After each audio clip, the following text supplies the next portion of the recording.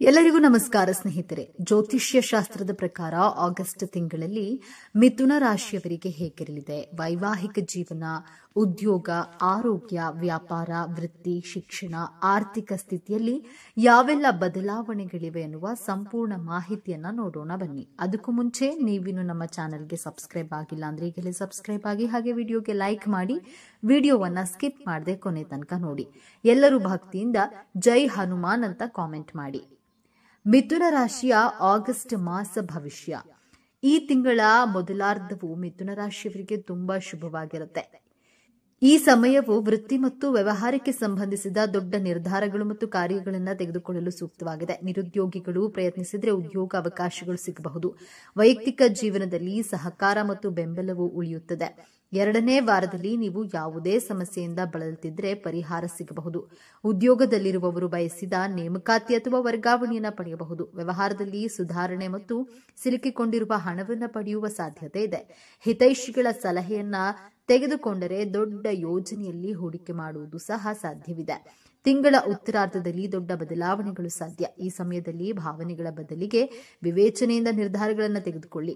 ಆರೋಗ್ಯ ಮತ್ತು ಹಣದ ವಿಚಾರದಲ್ಲಿ ಜಾಗರೂಕರಾಗಿರಿ. ಸಂಬಂಧಗಳಲ್ಲಿ ಸಂಯಮವನ್ನ ಕಾಪಾಡಿಕೊಳ್ಳಿ ಮತ್ತು ಮಾತಿನ ಮೇಲೆ ನಿಯಂತ್ರಣ ಅಗತ್ಯ. ನೀವು ಮನೆಯಲ್ಲಿ ಮತ್ತು ಹೊರಗಿನ ಎಲ್ಲಿಯಾದರೂ ಸಂಪೂರ್ಣ ಬೆಂಬಲವನ್ನ ಪಡೆಯುತ್ತೀರಿ.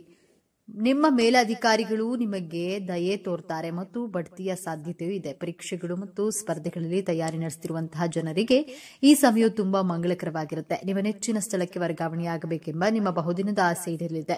ತಮ್ಮ ವ್ಯವಹಾರಗಳು ವಿಸ್ತರಿಸಲು ಬಯಸುವವರಿಗೆ ಈ ಸಮಯವು ಮಂಗಳಕರವಾಗಿರುತ್ತೆ. ಈ ಅವಧಿಯಲ್ಲಿ ಹೊಸ ಅಂಗಡಿ ಅಥವಾ ಹೊಸ ವ್ಯವಹಾರಗಳನ್ನು ಪ್ರಾರಂಭಿಸುವ ಅವಕಾಶವಿರುತ್ತೆ. ಹಾಗೆ ಮಾಡುವಾಗ ನಿಮ್ಮ ಹಿತೈಷಿಗಳ ಸಲಹೆಯನ್ನು ನೀವು ತೆಗೆದುಕೊಳ್ಳಬೇಕು. ವ್ಯಾಪಾರಕ್ಕೆ ಸಂಬಂಧಿಸಿದ ಜನರು ಈ ಅವಧಿಯಲ್ಲಿ ಹಣದ ವ್ಯವಹಾರಗಳಲ್ಲಿ ವಿಶೇಷವಾಗಿ ಜಾಗರೂಕರಾಗಿರಬೇಕು. ಯಾವುದೇ ಅಪಾಯಕಾರಿ ಯೋಜನೆ ಅಥವಾ ವ್ಯವಹಾರದಲ್ಲಿ ಹಣವನ್ನು ಹೂಡಿಕೆ ಮಾಡುವುದನ್ನು ತಪ್ಪಿಸಿ. ಈ ತಿಂಗಳು ನೀವು ಪ್ರೀತಿಯ ಸಂಬಂಧಗಳಲ್ಲಿ ಯಾವುದೇ ದೊಡ್ಡ ಹೆಜ್ಜೆಯನ್ನು ತೆಗೆದುಕೊಳ್ಳುವ ಮೊದಲು 10 ಬಾರಿ ಯೋಚಿಸಬೇಕಾಗುತ್ತೆ. ಇಲ್ಲದಿದ್ದರೆ ನೀವು ನಂತರ ವಿಷಾದಿಸಬೇಕಾಗಬಹುದು. ವೈವಾಹಿಕ ಜೀವನದಲ್ಲಿ ಸಣ್ಣ ಪುಟ್ಟ ವಿಚಾರಗಳಿಗೆ ವಿವಾದಗಳು ಉಂಟಾಗುತ್ತವೆ. ಮಕ್ಕಳೊಂದಿಗೆ ಭಿನ್ನಾಭಿಪ್ರಾಯಗಳು ಇರಬಹುದು. ಆರ್ಥಿಕ ಸ್ಥಿತಿ. ಮಿಥುನ ರಾಶಿಗೆ ಈ ತಿಂಗಳು ನಿಮ್ಮ ಆರ್ಥಿಕ ಜೀವನವು ನೀವು ಕೆಲವು ಸಾಧನೆಗಳನ್ನ ಪಡೆಯುತ್ತೀರಿ. ಆರ್ಥಿಕ ಲಾಭದ ಅವಕಾಶಗಳು ಸೃಷ್ಟಿಯಾಗುತ್ತಿವೆ. ವ್ಯಾಪಾರದಲ್ಲಿ ಹೊಸ ಆಲೋಚನೆಗಳು ನಿಮ್ಮ ಆರ್ಥಿಕ ಲಾಭವನ್ನು ಹೆಚ್ಚಿಸಲು ಸಹಾಯ ಮಾಡುತ್ತೆ.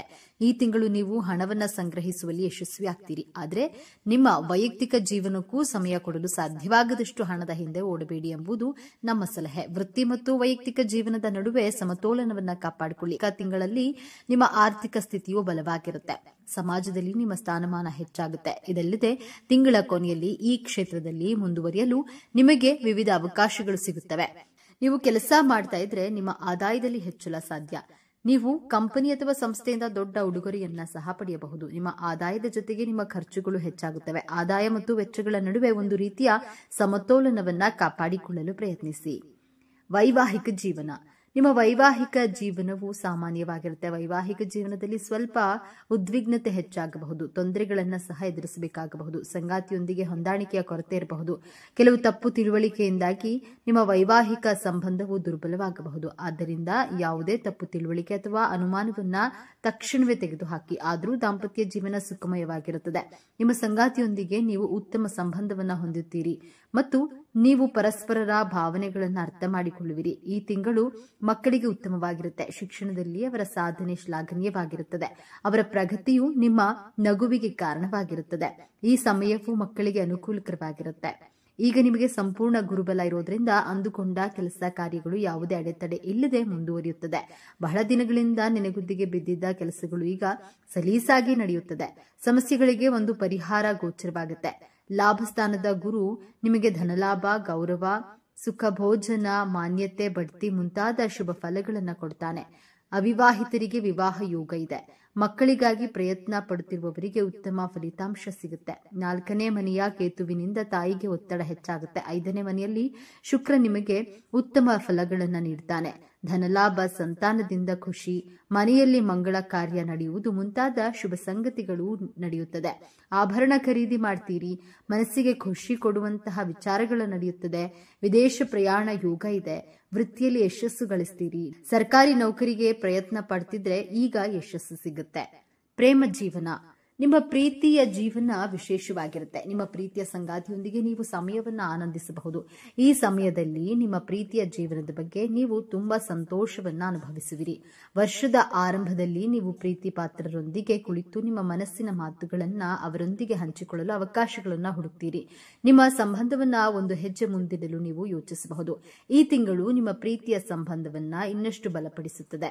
ಈ ಸಮಯದಲ್ಲಿ ನಿಮ್ಮಿಬ್ಬರ ಪ್ರೀತಿಯ ಸಂಬಂಧದಲ್ಲಿ ತೀವ್ರತೆ ಇರುತ್ತದೆ. ಮತ್ತೊಂದೆಡೆ ಪ್ರೀತಿಯನ್ನ ಹುಡುಕುತ್ತಿರುವ ಜನರ ಹುಡುಕಾಟವು ಕೊನೆಗೊಳ್ಳುತ್ತದೆ. ನಿಮ್ಮ ಹೊಸ ಪ್ರೇಮಕತೆಯು ಈ ಸಮಯದಲ್ಲಿ ಪ್ರಾರಂಭವಾಗುತ್ತದೆ. ಎಲ್ಲವೂ ಸಾಮಾನ್ಯವಾಗುತ್ತದೆ.